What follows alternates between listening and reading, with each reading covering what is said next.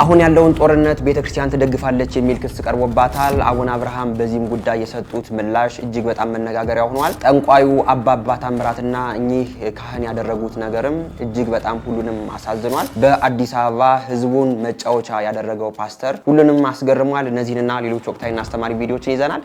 ሰላም እንደምናላችሁ ውድ ቤተሰቦች፣ ቸሩ አምላክ እግዚአብሔር የተመሰገነ ይሁን። እኔ እጅግ በጣም ደህና ነኝ። ሁላችሁም እንዳላችሁበት የሰዓት አቆጣጠር እንደምናላችሁ ስለ ሁሉም ነገር እግዚአብሔር ይመስገን ልንል ይገባናል። ይህንን ቪዲዮ ላይክ አድርጋችሁ ለምትጀምሩ እጅግ በጣም እናመሰግናለን። ዛሬም ይህ ቪዲዮ እንደሁሌው 5000 ላይክ እንዲኖረው በደንብ ላይክ አድርጉት። ባለፈው ቪዲዮአችን ጥያቄ ጠይቀን ነበር። ከመለሱ ሰዎች መካከል እጣ የወጣለት አካውንት ይሄ ነው። ባለዚህ አካውንት የ500 ብር ካርድ ተሸላሚ ስለሆንክ ከታች በምትመለከተው የቴሌግራም እና የቲክቶክ አካውንቶቻችን ኮንታክት በማድረግ ሽልማትን መውሰድ ትችላለህ። ዛሬም በቪዲዮአችን ሽልማት ያለው ጥያቄ ይኖረናል። እስከ ፕሮግራሙ ፍጻሜ አብራችሁን ቆዩ። ዛሬ ቪዲዮአችንን በዚህ እንጀምራለን። አንዳንዱ ሰው ግን ሰምታችኋል አይደለም? አሜሪካ የሰይጣን ሀገር ነው፣ እንትና አውሮፓ የሰይጣን ሀገር ነው። እንዴ የሰይጣን ማን ነው ሀገር? እናንተ ሰጭ ያረጋችሁ። የሰይጣን ሀገር የለውም። እዚህም ሰይጣን አለ፣ እዚያም ሰይጣን አለ። ሰይጣን እዚያ ይመለካል። በስቶ እውነት ነው። አዳራሽ ሰርተውለታል፣ ማምለኪያ ሰርተዋል። የሰይጣን መጽሐፍ ቅዱስ የሚል እንኳን አሳትመዋል። 10 ትእዛዛት ሁሉ አውጥተዋል። እግዚአብሔር አትስረቅ ሲል እሱ ሰረቅ የሚል፣ እግዚአብሔር መስቀል ተቀበል ተሰቃይ ሲል ደግሞ ይመችህ የሚል መጽሐፍ ርኩስ እንበለው አይደለም። እንደዚያ ሁሉ አዘጋጅተዋል። አዎ ሰዎች ሁሉ በሰይጣን እየሰገዱ ሰይጣን ተጨቁኗል፣ መብቱ ተገፍቷል፣ ጭቁኑ መልአክ እያሉ የሰይጣን ጠበቆች የሆኑ ሰዎች አሜሪካ፣ አውሮፓ አሉ። ለሰይጣን ዓመታዊ በዓል ሰይመውለታል። እንደዚያ ስለሆነ አሁን እዚህ እኛ ግሸን ስለሄድን፣ እኛ እዚህ ጣላጅቦ ስለመጣን፣ ደብረ ሊባኖስ ስላለን፣ አክሱም ስላለን እዚህ ሀገር ሰይጣን የለም አለ። የሰይጣን ሀገር የለውም። ሰይጣን በምድር ዳርቻ ሁሉ አለ። ካወቅንበት አባ ብታውቅባት ጎንደርም ዋልድባ ናት ነው አይደል ተባለው። ወደ ወሎ ስትሄዱ ገረገራ ይሆናል። ጎጃም ስትሄዱ ፍኖተ ሰላም አርጉ፣ ችግር የለም። ባህር ዳር ማርጉት፣ ጅማ መሆን ይችላል፣ መቀሌ፣ ሶማሌ፣ ጉለሌ መሆን ይችላል። ሁሉን ይሆናል ማለት ነው። ይሄም ደግሞ ችግር እንዳይሆን ብዬ ነው። ስለዚህ አባ ብታውቅባት በቃ ካወቀው ይሄ ያለበት ቦታ ዋልድባ ነው። ካላወቅበት መቅደሱም አይጠቅምም። ካወቅበት ደግሞ የትም ከታመንክ እግዚአብሔር ለእግዚአብሔር ምድር በምላ ዓለምኒ ወኩሎሙ ላይ ነበር ውስጤታ ምድርና ሞላዋ የማናት ወገኖች? የማናት? የእግዚአብሔር ናት። የሰይጣን አገር የለው። እንኳን ሌላ እንደው ሊቃውንት እኮ ይላሉ ከጣዖት ቤት እንኳን ወስደው አስረው አስጨንቀው እየጎተቱ ወስደው ከጣዖቱ ቤት ውስጥ ና ስገድ ቢሉህ ነው። በዚያም ስግደቱን ለማን አድርገው ይላል? ለእግዚአብሔር አድርገው። ምክንያቱም ለጣዖቱ መሬት የለውምና። አለው እንዴ? የለውም። የፈጠረው እግዚአብሔር ነው። ጣዖቱ ይቁምበት እንጂ መሬቱ የእግዚአብሔር ስለሆነ አስገድደው ከወሰዱ እዚያም ውስጥ ለእግዚአብሔር ስገድ። የትም ቦታ መታመንን ለክርስቲያኖች መቼት የለንም። መቅደስ አለን፣ የተለየ አጸድ አለን፣ እግዚአብሔር የባረከው ቦታ አለን፣ ቅዱሳት ገዳማት አሉን፣ ቅዱሳት ተራሮች አሉን። ግን ደግሞ የትም ተገደን ብንሄድ ግን ተሰደን ብንሄድ ታስረን ብንሄድ ተሰደንም ብንሄድ ተገደንም ብንሄድ የትም ቦታ ለእግዚአብሔር መታመን እግዚአብሔርን ከማየት አያግድም። ቤትን መቀደስ ማስተካከል ይቻላል። ካወቁበት ቤቱ ራሱ መቅደስ ነው። እናታችን እኮ ቅድስት ክርስቶስ ሰምራ እግዚአብሔርን ማየት የቻለችው ቤቷ ሆና ነው። ቤቷ ሆና ነበር ቅዱስ ሚካኤል ጻዕዳ ነጭ ብስት እያያዘ የሚወርድላት ማለት ነው። ቤቷ ውስጥ ናት። ዋሻ በገባ አይደለም፣ በረሃ በተንከራተተ አይደለም። አይምሮውን ለጠበቀ ሰው ምድር ሁሉ የእግዚአብሔር ናት። መኝታ ክፍላችሁ የእግዚአብሔር ነው። ቤቱ የእናንተ ነው። ወንበሩ ሁሉ ውስጥ እግዚአብሔር አለ። አልጋው ያለበት እግዚአብሔር አለ። ሰው የሚያወራበት ወለሉ ውስጥ እግዚአብሔር አለ። እሱ ብቻ ይመስላችኋል እንዴ? ሰው የሚጸዳዳበት ክፍል እንኳን ሳይቀር እግዚአብሔር አይለየንም። ይህን ማወቅ ይገባል። በእግዚአብሔር እጅ ነው ያለው ያ ራሱ ማለት ነው። እግዚአብሔር በረዴቱ ያለበት እርኩስ ቦታ ነው፣ አይመጥነውም። ግን እግዚአብሔርን ፀሐይ በቆሻሻ ውሃ ላይ ብታበራ እንደማትቆሽሽ እግዚአብሔር የትም ስለኖረ ግን አያረክሰውም። ቃልዮት ያሰማልን መምህራችን። እንግዲህ አብዛኛዎቻችን አውሮፓ፣ አሜሪካ፣ ሌሎች የውጭ ሀገራት ሲጠሩ የሰይጣን ሀገራት ናቸው እየተባለ እንግዲህ ሲናገሩ እንሰማለን። ሰይጣን ሀገር የለውም። ግን ደግሞ በዛ ሰይጣን የሚያመልኩ በጣም ብዙ የሆኑ ሰዎች ሊኖሩ ይችላሉ። ሀገሩ ሁሉ የእግዚአብሔር ነው። ሁላችንም ማወቅ ያለብን ነገር እንግዲህ ራሳችንን የእግዚአብሔር ማደሪያ የምናደርገው እኛ ነን። እንደገና ደግሞ የሰይጣን ማደሪያ የምናደርገው እኛ ነን። እንግዲህ ሁላችሁም ራሳችሁን የእግዚአብሔር ማደሪያ አድርጉ ያሉ መምህራችን በጣም ደስ የሚል ትምህርትን አስተምረውና ቃልዮትን ያሰማልን። ወደ ቀጣይ ቪዲዮአችን ደግሞ ስንሄድ ይህንን ሰሞን እጅግ በጣም መነጋገሪያ ነበር የአንድ ፓስተር ጉዳይ። ቪዲዮን አይተን እንመለሳለን። በኢትዮጵያ የጴንጤ ቸርች ውስጥ ለቀናት ከእንቅልፋቸው የማይነቁ 3 እና 4 ቀን የሚተኙ ሰማይ ደርሰናል ብለው የሚናገሩ ሰዎች ተፈጥረዋል። ይኸው እንደምትመለከቱት ይህ ደግሞ የሆነው በዚሁ በአዲስ አበባ ከተማ ነው። የቤተ ክርስቲያኒቷም አገልጋይ መድረክ ላይ ሲወጣ ፈጽሞ ጫማ አያደርግም፣ በካልሲ ብቻ ያገለግላል። ጉባኤ መሃልም ሲገባና ሲንቀሳቀስ ጫማ የሚባል ነገር በእግሩ አይገባም። እዚያም ከጸለየና ጉባኤውን ሁሉ ንስሐ ካስገባ በኋላ መጸለይ ሲጀምር በርካታ ሰዎች በቤተ ክርስቲያኒቱ ውስጥ ሲወድቁና ራሳቸውን መቆጣጠር ሲያቅታቸው ከዚያም ደግሞ መንቀሳቀስ አቅቷቸው ወገባቸውን እግራቸውን ይዘው መነሳት አቃተኝ፣ አይኔን መግለጥ ከበደኝ ብለው ሲናገሩም እየታየ ይገኛል። ነቢይ በሱ ፍቃድ እየተባለ የሚጠራ ሲሆን ስፍራውም የተካፈሉ አገልጋዮች የአገልግሎት የወንጌላዊ አለምነህ ጀንበሩ አገልግሎት ነው። እንግዲህ ዘንድሮ የማይሰማ ነገር የለም። በዚህ መልኩ ደግሞ 4 ቀን እንግዲህ ራሳቸውን እንዲስቱ የሚያደርግ ፓስተር እንደመጣ እየሰማን እንገኛለን። አሁን ላይ በፕሮቴስታንቱ ቤት እየተደረገ ያለው ነገር ምንድነው? አንዱ ፓስተር የሆነች የሚያበላውን ነገር ይይዛል፣ በካራቲ ሰው ይዘርራል። አንዱ ደግሞ ከካራቲ ላቅ ያለ ደግሞ ይዞ ይመጣል። ሌላም ደግሞ አፕዴት እያደረጉት አሁን ላይ አንዱ ደግሞ ሌተስቱ ምንድነው? 4 ቀን ሰው ራሱን እንዲስት የሚያደርግ እና ደግሞ እነዛ ሰዎች በቃ ከሰማይ ደርሰው እንደሚመጡ አይነት ነገር ነው እየተነገረ እየተሰማ የሚገኘው። እንደው እኔ የፓስተሩ አይገርመኝም። ለምን እንዲህ አይነት ፓስተሮች በቃ ለቢዝነሳቸው ብለው እንዲህ አይነት ርኩሳን መናፍስትን እየተዋረሱ እየመጡ ሰዎችን ነው መጫወቻ እያደረጓቸው የሚገኘው። የእነርሱም ቢዝነስ ነው። ግን ይህ የወንጌል መንገድ ነው፣ እግዚአብሔርን በዚህ መንገድ እናገኘዋለን ብለው የመጡ 4 ቀን ራሳቸውን የሚስቱ ሰዎች ግን እኔ እጅግ በጣም ይገርመኛል። በዚህ መልኩ ደግሞ ከካራቴ የተዘለለ 4 ቀን መዘረር ጀምረዋል ለማለት ነው። በዚህ ቪዲዮ ላይ ያላችሁን አስተያየት ኮሜንት አድርጎ እነዚህ ሰዎች እስኪ አንድ የሚገልጽ ቪዲዮ ላሳያችሁ። እናቴ ሌባም እኮ ይታዘባል፣ እውነቱን ይናገሩ አላቸው። አንዲት እናት መቀነት ታውቃላችሁ እንዴ? በቴሌቪዥን መቼም እናንተ ተጠቀሙ እህቶች። እና ከመቀነቷ ላይ 50 ብር ጠፋባት። ስንት ብር አልኳችሁ? አገር ይያዝልኝ ብለው ጮሁ። ስንት ብር ጠፋቦት? ስንት ብር ሌባ ሰረቀዎት ሲባሉ 500 ብር አሉ። የጠፋባቸው ስንት ነው? ጠፋኝ ያሉ ስንት ነው? ሰው ሲጠይቃቸው ስንት አሉ? 500 ብር ጠፋኝ ነው እሪ ያሉ። ያው የአሁን ዘመን እናት ስላሉ ነው። 500 አሁን ቢያስለቅስም እሪ የሚያስብል አይመስለኝም። እና 500 ብር ጠፋኝ አገር ይያዝልኝ ብለው ሲጮሁ ለካ አይዞት ከሚለው መካከል አንዱ ራሱ ሌባው ነው። ስንት ጠፋዎት አለ። እንደገና ጆሮውን ማመን ተስኖት 500 ብለው ነገሩት። ቀስ ብሎ እናቴ ሌባም እኮ ይታዘባል፣ እውነቱን ይናገሩ አላቸው። ምን ይታዘባል አለ? 33 ጊዜ ስም የተጻፈበትን የዲያብሎስን ስም ሳይፈራ ጣዖት ሳይል እሱን አክብሮ መጽሐፍ ቅዱስ ብሎ የሚጠራ ሰው የእግዚአብሔር ስምና እግዚአብሔር ያከበራቸው የቅዱሳንን ስም ጣዖት ብሎ የሚጠራ መናፍቅ እኔ ራሱ ሰይጣን እየታዘበው ነው የሚመስለኝ። እና ባካችሁ ይሄን እያሰራጩት ነው አይደል? ሰይጣንም ይታዘበናል በሉ ለማለት ነው። እውነት ነው። ሰይጣንም እኮ ይታዘባል። መምህራችን ቃለ ሕይወት ያሰማልን። ቅድም እንዳያችሁት ያንን ቪዲዮ አሁን ላይ ሰውን የማሳቻና ሰውን ከእግዚአብሔር የማስወጫ መንገዱን ፓስተር ነን የሚሉ ሰዎች ከሰይጣን ልቀው በዚህ መልኩ ሰይጣን እንዲታዘባቸው አድርገው እየሰሩ ይገኛሉ። እግዚአብሔር ልቦናቸውን ይመልሰው ከማለት ውጭ ምንም የምለው ነገር የለም። ወደ ቀጣይ ቪዲዮአችን ደግሞ ስንሄድ ይህንን ሰሞን እጅግ ሁላችንም ኦርቶዶክሳውያን ያበሳጭ አንድ ቪዲዮ በማህበራዊ ሚዲያ ሲዘዋወር ነበር። እርሱም ደግሞ አሁን ያለውን በአማራ ክልል አካባቢ የሚደረገውን የፋኖና የመንግስትን ጦርነት ቤተክርስቲያን ተደግፋ ፋለች ቤተክርስቲያን ለምንድን ነው ማስቆም የማትችል እያለ አንድ ሰው እንግዲህ ወጦ ስብሰባ ላይ ሲናገር ታይቶ ነበር። ቪዲዮ 1 ሳምንት 2 ሳምንት ሆኖታል። በዛም ስብሰባ ላይ አንድ ካህን ይህንን ሰው ስርዓት የሚያስይዝ ንግግርም ተናግረው ነበር። እንደገና በዚህም ንግግር ብፁዕ አባታችን አቡነ አብርሃም የሰጡት ምላሽ አለ። ሰውየው ምን ተናግሮ ነበር? ካህኑስ የሰጡት ምላሽ ምንድነው? ቪዲዮን አይተን የብፁዕ አባታችን የአቡነ አብርሃም ምላሽም አብረን አድምጠን እንመለሳለን።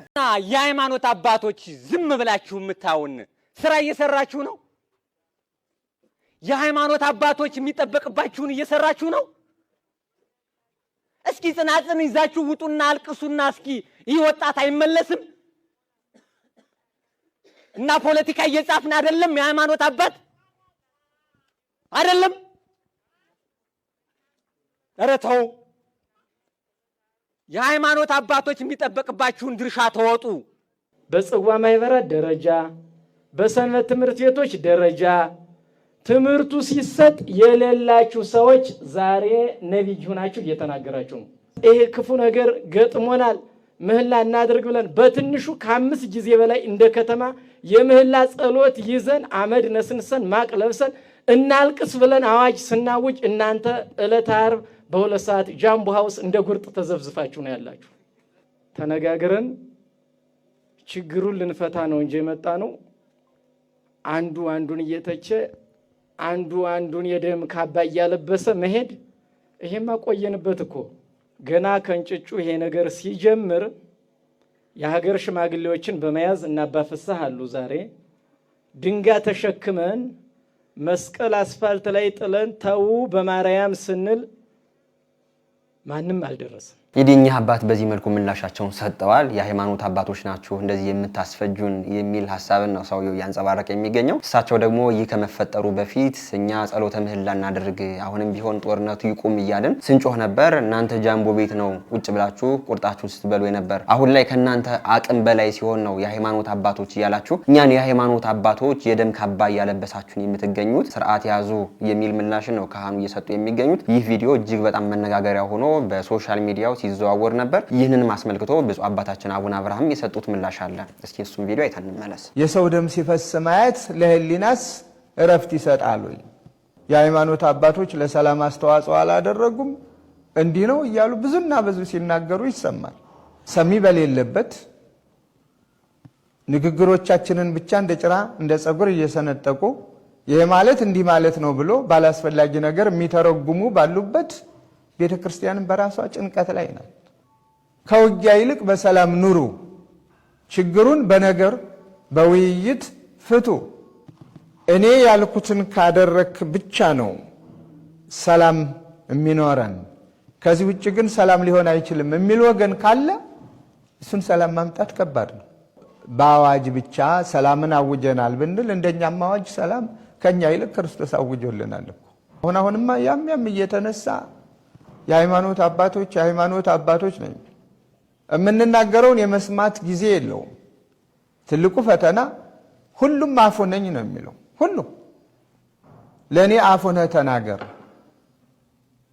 ያ ደግሞ ሰላምን አያመጣም። የአባታችን ምላሽ ይህንን ይመስላል። አሁን ላይ የመጣው የሄደው ሁሉ ጣቱን እየቀሰረ ቤተክርስቲያን ጥፋተኛዋ የሚልበት ጊዜ ላይ ነው ያለነውና ቤተክርስቲያን ይህ ነገር እንዳይሆንና ሁሉም ሰው ወደ ጸሎትና ወደ ምህላ እንዲመጣ ጥሪ አድርጋ ነበር። ይህንን ነገር ግን አይሆንም ያሉት እነዚህ ቤተክርስቲያን ጥፋተኛ እያሉ የሚናገሩ ሰዎች ናቸው ማለት ነው። አሁን ላይ ከአቅማቸው በላይ ሲሆንና ነገሩን ደግሞ መቆጣጠር ሳይችሉ ሲቀሩ በዚህ መልኩ የሃይማኖት አባቶች ናቸው ቤተክርስቲያን ጦርነትን እየደገፈች የምትገኘው እያሉ እንግዲህ ዛሬ ቤተክርስቲያን ወቃሾች ሆነዋል። አሁንም ቢሆን በዚህ ስርዓት ውስጥ ናችሁ ቤተክርስቲያን የምትተቹ ቤተክርስቲያን ባልገባችበት ገባች ያላችሁ የምትናገሩ ሰዎች ሁላችንም ኦርቶዶክሳውያን ከቤተክርስቲያን እጃችሁ እንድታነሱ ስንል ሁላችንም በዚህ መልእክታችን እናስተላልፋለን። አባታችን አቡነ አብርሃም ይህንን ሰሞን ያስተላለፉት መልእክት ይህንን ይመስላል። በዚህ ቪዲዮ ላይ ያላችሁን አስተያየት ኮሜንት አድርጉ። እንቀጥላለን። በእኛ ሀገር ይገርመኛል። አንድ ሰው እስቲ በሌላው ሲታለል እኔ እመቤቴ ማርያም ነኝ በሚል ሴት እንዴት ይታለላል ሰው? በጣም ይገርመኛል። እኔ ካላንደሩን አውቀዋለሁ ኦርቶዶክስ አይደለም ተዋህዶ ነን በምትል ሴትዮ እንደ ሰው እንዴት ይታታላል በዚህ ዘመን? ምክንያቱም መንፈስ ቅዱስ ሲለየን ማንም ለምንድን ነው የምንታለል ካላችሁ በሁለት ምክንያት ነው የምንታለለው። በነገራችን ላይ ይሄን ማየት ይችላል። በሁለት መሰረታዊ ምክንያቶች ነው የምንታለለው። አንደኛውና መሰረታዊው ነገር እውነትን አናውቅ። ስለማናውቅ ይሄ ያለው ትክክል ይሁን አናውቀው አይደለም እንዴ? ለምንድን ነው እውነትን የማናውቀው? በመንፈስ አይደለንም፣ ትክክል አይደለንም። እውነቱን የማያውቅ ሰው ምን ነገሌ እንዲህ ይላሉ ነገሌ የትኛው እንደሆነ ምን ተስማምታችሁ ንገሩን የሚል ሰው ሁሉ አለ አይደለም? ደግሞ ራሱን ያወጣ እየመሰለው የመጨነቅ ነው። እውነትን ማወቅ ግን ግዴታ ነው። ክርስቲያኖች እውነትን ማወቅ ግዴታ ነው፣ ክርስቲያናዊ ግዴታ ነው። በመጽሐፍት ያለውን ማወቅ ነው እውነትን ማወቅ። በተለይ በመንፈስ ቅዱስ ከሆነ ደግሞ በመጽሐፍት እንኳን ያልተነገረው መንፈስ ቅዱስ ራሱ እውነተኛውን ክርስቲያናዊ ሕይወት ያለው ሰው አጭበርባሪ ሰው አያጭበረብረው። ማጭበርበር ምክንያቱም መንፈስ ቅዱስ ይመራዋል፣ ይነግረዋል፣ አይሄድም። አሁን አንዳንድ እናቶች ትምህርት ምንም ጥቅስ ምንም የማያውቁ አሉ። አጭበርባሪ ግን በፍጹም የማይሰሙ፣ ምክንያቱም መንፈስ ቅዱስ ይጠብቃቸዋል። የማናውቅበት መሰረታዊ ምክንያት ይሄ ነው ክርስቲያኖች። ሁለተኛው ግን እውነትን ባለማወቃችን መንገድ ደግሞ በውስጣችን ደግሞ አድለዋለን። በውስጣችን ምን አለን አልኳችሁ? አድሏለን። ለኛ ፍላጎት ቀረብ ወደሚለው እናደላለን። አሁን ለምሳሌ የተቸገረ ሰው ስለ ኃጢአቱ እውነተኛ ንስሐ ገብቶ ከመዳን ይልቅ የሆነ ቦታ የሆነ ነገር ደፈስ አድርገው ቢያድኑት ይወዳል አይደለም እንዴ? ስለዚህ በአድሏችን በችግራችን ምክንያት ወደ እውነት መምጣት አለብን። ክርስቲያኖች እውነቱን ለማወቅ አምላካችን እግዚአብሔር ይርዳል። ቃለ ሕይወት ያሰማልን መምህራችን። እንግዲህ አሁን ላይ ማንም እየመጣ እንደፈለገ እያፈሰ እየወሰደ ወደ ሐሰተኛው መንገድ እየጨመረና ይገኛል። እህተ ማርያም መጣ ትወስዳለች፣ አጥማቂ ነኝ የሚለው ሰው መጣ ይወስዳል። የሐሰተኛ መምህራንም ደግሞ አይ ይህ ነው ብለው ደግሞ እንደገና እኛን ከቤተ ክርስቲያን እያስወጥና ይገኛሉና ሁላችንም እንደየእድሜያችን 20 ዓመትም ይኖራል በኦርቶዶክስ ቤት፣ 40 ዓመትም ይኖራል፣ 50 ዓመትም ይኖራል። ግን ደግሞ በ50 ዓመት እድሜው ምንም አይነት የኦርቶዶክስ አስተምሮ ምን እንደሆነ የማያውቅ በጣም ብዙ ኦርቶዶክሳዊ ነው ያለ። በሐሰተኛ ሰዎች እንዳንወሰድ ግን ቢያንስ የቤተክርስቲያናችን መሰረታዊ ትምህርት ምንድነው? የሚሄድበት መንገድ ልክ ነው ወይ? ኦርቶዶክሳዊ ነው ወይ አይደለም ብለን ምን መረምርበት ዕውቀት ሁላችንም ያስፈልገናል። ሁሉን ነገር በዕውቀት እናርገው እያሉ መምህራችን እጅግ በጣም ደስ የሚል ትምህርትን ያስተማሩ። ቃለ ሕይወትን ያሰማልን። ወደ ቀጣይ ቪዲዮአችን ደግሞ ስንሄድ ይህ ቪዲዮ ሶሻል ሚዲያ ላይ እጅግ በጣም መነጋገሪያ ነበር። በጥንቆላው የምናውቀው ወይም ደግሞ እዚህ በፊት ጠንቋይ ነው ተብሎ ሲዘገብለት የነበረው የአባባ ታምራትና የአንድ መነኩሴ የካህን ቪዲዮ ነው። እነዚህን ሁለቱን እናገናኛቸው የሚል ጥያቄ በሁሉም በኦርቶዶክሳውያን ላይ ተነስቷል። ያን ቪዲዮ አንዴ ላስመልክታችሁ። ይኸው እንግዲህ ታምራት ገለታ ዛሬ ከኔ ጋር ያለውና ይኸው እንግዲህ ብዙዎቻችሁ ባለሀብቶችም ባለስልጣኖችም አርቲስቶችም ታዋቂዎችም እንግዲህ ይኸው እሱን ታውቁታላችሁና እሱ አሳክቶላችሁ ይኸው እንግዲህ ተደስታችሁ ስለት ለማስገባት ስትሄዱ እሱን ያጣችሁ በእስር ቤት ሆኖ ያጣችሁት ይኸው ዛሬ እንግዲህ ከፈጣሪ በታች ከኔ ጋር ያለና በዚህ በ0933774444 ላይ ደውሉ ታገኙ። እንዳያችሁት ነው። ይህንን ቪዲዮ አይተው እንግዲህ በጣም ብዙ ሰዎች እኚህ ካህንንና አባባ ታምራት በጥንቆላ የሚታወቀውን ሰው ምን አገናኛቸው? አባባ ታምራት እንግዲህ በ90ዎቹ የነበራችሁ ሁላችሁም ሰዎች ታውቁታላችሁ እንዴት ሰው ሲያታልል እንደነበር። ከዛ በኋላ በማጭበርበር በዚህ ታስሮ በጣም ከብዙ ዓመት በኋላ የተፈታ ሰው ነው። እኚህን ካህንና አባባ ታምራትን ምን አገናኛቸው? እነዚህ የሚናገሩት ነገር ልክ ነው ወይ? እንዴት አባቶቻችን እንደዚህ ሆነው ይናገራሉ? የሚሉ ሰዎች ያየው ነበር። በጣም ብዙ ሰው መነጋገር ያደርጉታል። ይህ ቪዲዮ እውነተኛ ቪዲዮ አይደለም። የአርቲፊሻል ኢንተለጀንስ ወይም ደግሞ የኤአይ ቪዲዮ ነው። አሁን ላይ የሆነ ያለው ነገር ምንድነው? በዚህ በቴክኖሎጂው በመጠቀም አባቶቻችን ወደማይሄዱበት እያስኬዱና ያላሉትን ነገር እያስባሉ በድምጽም በምስልም እያሳዩ የአባቶቻችን ክብር ማዋረድ የተያዙት ሰዎች አሉ። እኚህም ብቻ ሳይሆኑ የቅዱሳንን ስዕል እንዲዘፍኑ በማድረግ የጳጳሳትን ፎቶ አስገብተው እንዲዘፍኑ በማድረግ ያልሆነ ነገር በማናገር እንደዚሁ ለአባቶቻችን ትኩረት እንዳንሰጥና አይሁንማ አባት የለም ብለን ሁላችንም እንድናስብ ነው እየተሰራ የሚገኘው። በዚህ ቪዲዮ ካህኑ በእውነተኝነት በአካል የተናገሩት ሳይሆን ይህ በአርቲፊሻል ኢንተለጀንስ በቴክኖሎጂ በመጠቀም እንዲህ አይነት ነገር እንዲናገሩ አድርገዋል። በእንዲህ አይነት ቪዲዮዎች እንዳንሸወድ በማለት ነው። አንድ ፎቶ ያመጡና ያንን ፎቶ እዛ ውስጥ በማስገባት ያንን ፎቶ እንግዲህ በቃ የፈለጉትን ነገር እንዲናገር ያደርጉታል፣ እንዲዘፍን ያደርጉታል፣ እንደፈለጉ ያደርጉታልና እንዲህ አይነት ነገሮችን ስናይ ጥያቄ እንዳይፈጠርብን ብዬ ነው ይህንን ቪዲዮ ያመጣሁት። የአባባ ታምራትና የዚህ መነኮስ ተብሎ ፖስት የተደረገው ቪዲዮ ጉዳይ ይህንን ይመስላል ለማለት ነው። በዚህ ቪዲዮ ላይ ያላችሁን አስተያየት ኮሜንት አድርጉ። ወደ ቀጣይ ቪዲዮአችን ደግሞ ስንሄድ ይህ ቪዲዮ እጅግ በጣም ሁሉንም ኦርቶዶክሳውያን አስደስቷል። ይህን ቪዲዮ አንዴ ላሳያችሁ። ይህ ነው ያቆመኝ በፊቱ ወሰን የሌለው ምሕረቱ ለዚህ ደግነቱ ለታ ምን ይከፈላል? የወንድማችን ቪዲዮ ስታዩ ምን ተሰማችሁ? ኮሜንት አድርጉ። እንግዲህ የወንድማችን የሰንበት ትምህርት ቤት አልባስ ለብሶ በአውደ ምሕረት ላይ ቆሞ እግዚአብሔርን እያመሰገነ ነው የምናየው። ወንድማችን እንግዲህ ትንሽ የአእምሮ ህመምተኛ ይመስለኛል። በዚህ በግራ እህቶች አሉ፣ በቀኝ ደግሞ ወንድሞች አሉ። እነርሱም ቢሆን ህመምተኛ ነው ብለው ሳይንቁት አብረው እያገለገሉ እንግዲህ እግዚአብሔርን እያመሰገኑ እያየናቸው እንገኛለን። እዚህ ቪዲዮ ላይ እኛ ራሳችን እንድንገመግምበት ብዬ ነው በዋነኝነት ያመጣሁት። ወንድማችን ህመም እንኳን ኑሮት እግዚአብሔርን በዚህ በገባው መጠን ደስ ብሎት ያገለግላል። እኛ ደግሞ እግዚአብሔር በጤና ኑሮን እግዚአብሔር ስንት ነገር አድርጎልን በቀን እንኳን በስማም ብለን ምግብ ማንበላ ሰዎች በጣም ብዙ ነንና እግዚአብሔር ሁላችንም ወደ ልቦናችን ይመልሰን። የወንድማችን አገልግሎት እግዚአብሔር ይቀበልልን እንላለን። በጣም በብዙ ሰንበት ተማሪዎች እንዲህ አይነት ወንድሞች አሉ። እንዲህ አይነት ወንድሞች ግን እናንተ እንደዚህ ስላለባችሁ አታገለግሉም የሚባሉ ሳይሆኑ በዚህ መልኩ አብረው እግዚአብሔርን በአንድነት የሚያገለግሉ እንደሆነ በጣም በብዙ ሰንበት ትምህርት ቤቶችም አይተናል። ወንድማችን ብቻ ሳይሆን አብረው ሲያገለግሉ የነበሩ እህት ወንድሞቻችንም ሊመሰገኑ ይገባል። የወንድማችን በረከት ለሁላችን ይደርብን ከማለት ውጭ ምንም የምለው ነገር የለኝም። በዚህ ቪዲዮ ላይ ያላችሁን አስተያየት ኮሜንት ሲያድርጉ እንቀጥላለን። ለራሷ አላወቀች ለቅዱስ ሚካኤል መድኃኒት ጠየቀቻል። ሁለት ባልና ሚስቶች መሃል የእሷ ጓደኞችና እህቶች አንድ አቋም ያዙ። ልጅቱ መልከ መልካም ነች። ያንን ቁመናሽ መልክሽ እንዳይለወጥ በዛ ላይ የምትሰሪበት መስሪያ ቤት ቦታ አልጠቅስም እንዳያሰናብትሽ አትውለጂ ብለው መከሯት። አትውለጂ አሏት። እች ሞኝ ደግሞ ሄደችና አልወልድም 2 ዓመት እኔ አልወልድም ትሏች ባሏን ተጋብተዋል እኮ።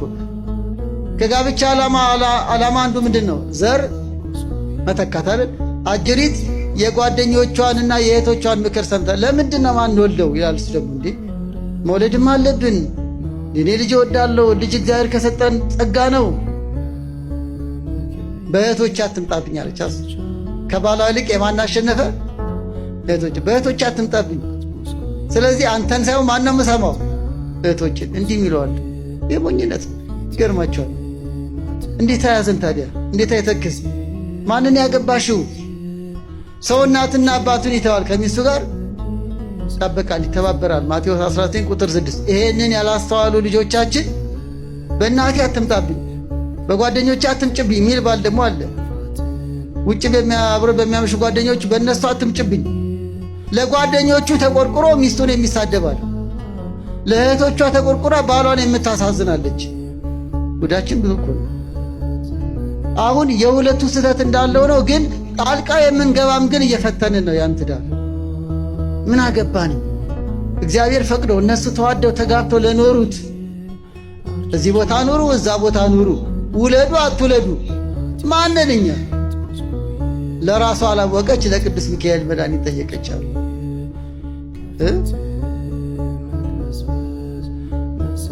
ቅዱስ ሚካኤል ታሞ ማለት ነው በእሱ አስተሳሰብ። አዎ ሰው አድርገው። አንዳንዱ እንዲህ ነው፣ ልክ ሳይጠመቅ ሊያቋቁም እንደሚሄድ ራሱ አልተጠመቀ ሊያቋቁም ይሄዳል። አንዳንዱ የራሱ ሕይወት ግራ ተጋብቶ የሰው ትዳር ግራም ያጋባል። ራሷ በቂና ሰላማዊ ትዳር ይዛ ያልኖረች ተጨቃጭቃ ተፋታ በእህቷ ቀንታ እህቷ ለማፋታት ራይታች ምትላለች። ራሱ በሱስና በግሮሰሪ በምናምን ሚስቱን የከበረ ትዳሩን ፈቶ በወንድሙና በጓደኞቹ ትዳር የሚቀና አለ። እንደሷ አያመሹማ፣ እንደሷ አረቄ አይጠጡማ። ስለዚህ ቀናና ሰይጣንን በሷ አንደበት ያጥርና ሚስቴ እኮ እንዲያለችኝ ብሎ ያድንገት ሹልክ ካረገ በል እንዴት ግባና በድስት በላት በጭልፋ በላት ይላል። በቃ ጀግነት ሚስት ላይ መሰንዘር ያስመስለዋል። ከዛ አጅሬው ያ የግሮሰሪው ምክር ሰምቶ ይመጣል። አጅሪትም ደግሞ የእናቷን የቤተሰብ ሀሳብ ሰምታ ትመጣለች። ስለዚህ እግዚአብሔር ትዳሮቻችን ይጠብቅልን። አባታችን እጅግ በጣም እናመሰግናለን። በትዳር የምትገቡ ሰዎች አደብ ግዙ፣ ስርዓት ያዙ። ይህንን እንግዲህ ቪዲዮ ለባለ ትዳሮችና ከትዳር ገብተው በሚያገባቸው ለሚፈተፍቱ ሰዎች ላኩላቸው። እንቀጥላለን ቪዲዮአችን። የሆኑ የተሰበሰቡ ዘመዶች አይደሉም። የዚህ ዓለምን ዘመድ እኮ በቃ ሁላችንም እናውቀዋለን። 50 ብር ቢጎርልህ 30 ብር የሚሰጥህ ዘመድ የለም።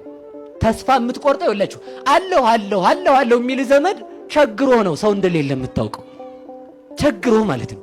ስለዚህ ተመልከቱ፣ በችግራችን ሁሉ ግን ያለን ማን ነው? እግዚአብሔር ነው ያለን። ስለዚህ እሱ ዘመዴ ነው ብለን ማረፍ። ሰዎች ሲጨክኑ፣ እኔ እውነቴን ልንገራችሁ፣ እየሰማችሁ ነው። ደስታን የሚቀማን ሰው ነው። እስኪ በሉ ሰው ነው በሉ። ደስታን የምናገኘው ደግሞ ከማን ነው? ከእግዚአብሔር በሉ እንጂ። ሰው ደስታ የምትናደዱት ምን ሆናችሁ ነው? ሰው አይደለም ያናደዳችሁ?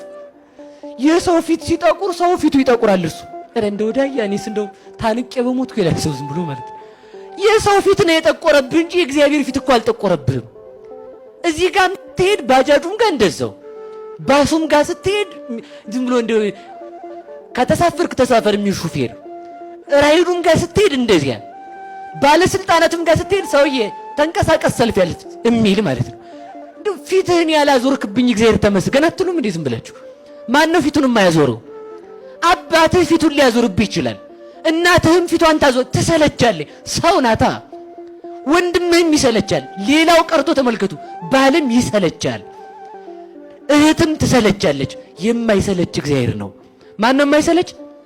እናትም ብትወልድ ትሰለች ትችላለህ።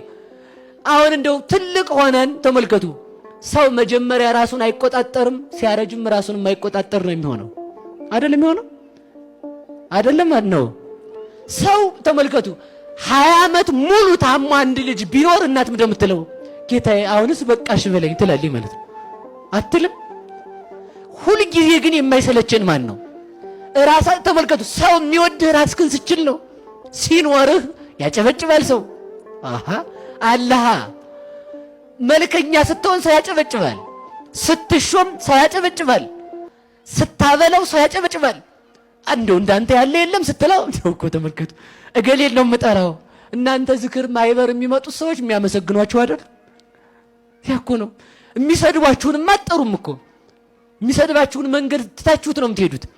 ግን በረከት ያለው የሚሰድብ ሰው ጋር ነው። ለምን? ያንን መቻል ማለት ነው። እየሰማችሁ ነው? ራሳችንን ሳንችል የነበረን ማን ነው? በሉ እግዚአብሔር በሉ እንጂ ራሳችንን ችለን ያለን ማን ነው? የመጨረሻ ራሳችንን መቆጣጠር ሲያቅተን የሚኖረን ማን ነው? በሉ ንገሩኝ። እግዚአብሔር አለኝ በሉ። ሁላችሁ ማን አለን? ማን አለን? አየው ልብ በሉ። አባታችን በጣም እናመሰግናለን። በምንም ሁኔታ ብንሆን ፊቱን የማያዞር እግዚአብሔር ብቻ ነው፣ የሰው ነገር ግን ሰው ነው ብለዋል። እንግዲህ እግዚአብሔር ይስጥልን።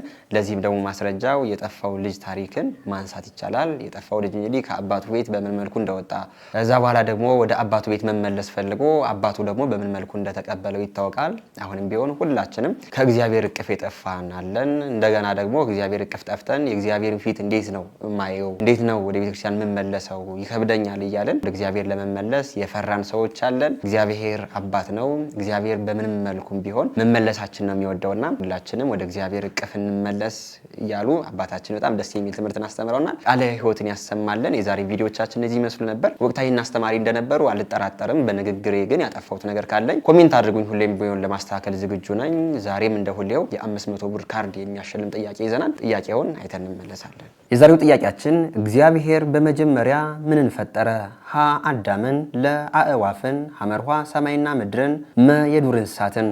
የዛሬ ጥያቄ እጅግ በጣም ቀላል ነው። የማይመልስ ሰው አለ ብዬ አላስብም። ሁላችሁም ኮሜንት አድርጉ። የመለሱ ሰዎችን ሰብስበን እጣውጥተን በቀጣይ ቪዲዮ የ500 ብሩ አሸናፊ ማን ነው የሚለውን ነገር የምናሳውቅ ይሆናል። ይህንን ቪዲዮ ላይክ አድርጋችሁ ያልጀመራችሁ አሁንም ቢሆን ላይክ አድርጉት። ለወዳጅ ዘመዶቻችሁም ሸር አድርጉት። ለቻናሉም አዲስ የሆናችሁ ሰዎች እኔ ተመስገን ነኝ። ቻናሉን ሰብስክራይብ በማድረግ ቤተሰብ ሁኑ። እናንተም ቢቀርቡ የምትሏቸውን ቪዲዮዎች ከታች በምትመለከቷቸው የቴሌግራም እና የቲክቶክ አካውንቶቻችን ላኩልን፣ አይተን የምናቀርባቸው ይሆናል። በሌሎች ወቅታዊና አስተማሪ ቪዲዮዎች እስከምንገናኝ እኔንም እናንተንም ሸር ያቆየን። ተጎሎበታል ብለህ ሳትንቀኝ ለዚህ ያደረስከኝ ጌታዬ እኔ ማን ነኝ? ይሞላል አይቀርም ባንተ ሸለቆዬ ጠብቃለሁና ቀንህን ጌታዬ። ሐዘን ጽልመት ክፉ ዘመን ቢገጥመኝም እንኳን ያልፋል ሁሉም ታሪክ ሆኖ በፊት ሲለካ ማን አፈረ ማን ጎደለ አንተን የጠበቀ ጸና ልቤ በእግዚአብሔር ይህን እያወቀ አቷል ጎሎበታል